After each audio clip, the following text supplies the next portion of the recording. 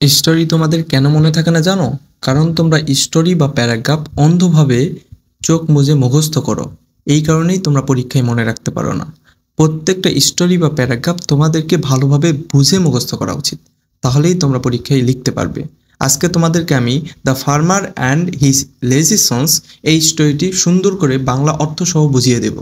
Once there lived an old farmer who had 4 lazy sons.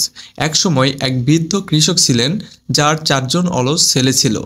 They did not like to work and wasted their time doing nothing.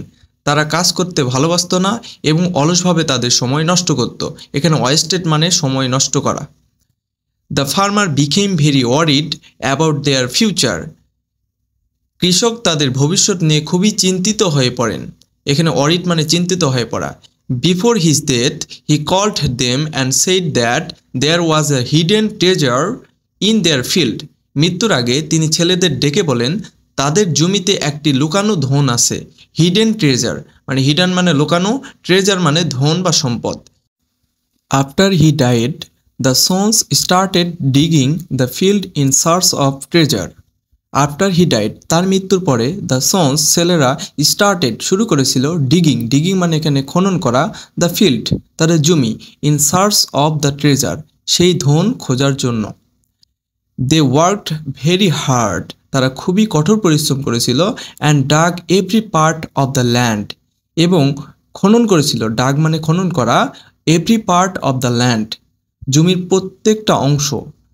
But found no gold or silver কিন্তু কোথাও সোনা বা রূপা তারা পেয়েছিল না।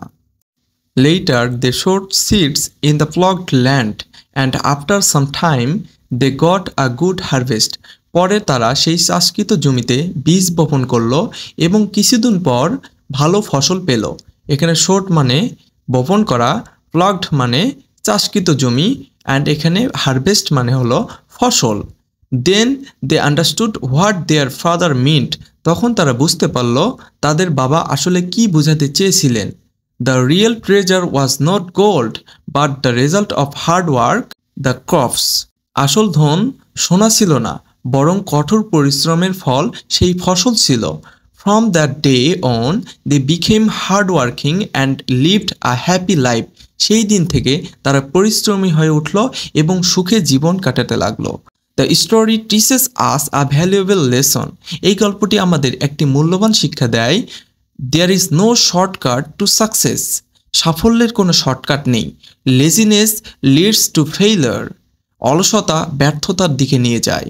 While hard working brings good results. আর পরিশ্রম ভালো ফল এনে দেয়। ব্রিংস মানে আনয়ন করা।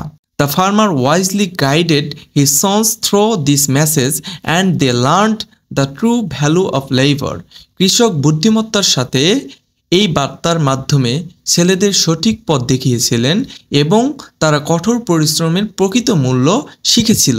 এখানে ওয়াইজলি মানে বুদ্ধিমত্তার সাথে, আর থ্রো মানে মধ্য দিয়ে, আর মেসেজ মানে বার্তা, আর লার্নড মানে শিখেছিল। ভ্যালু অফ লেবার, লেবার মানে কাজ, কাজের ভ্যালু মানে মূল্য। Therefore we should never avoid hard work. অতএব, দেয়ারফর মানে অতএব, আমাদের কখনই পরিশ্রম এড়ানো উচিত নয়।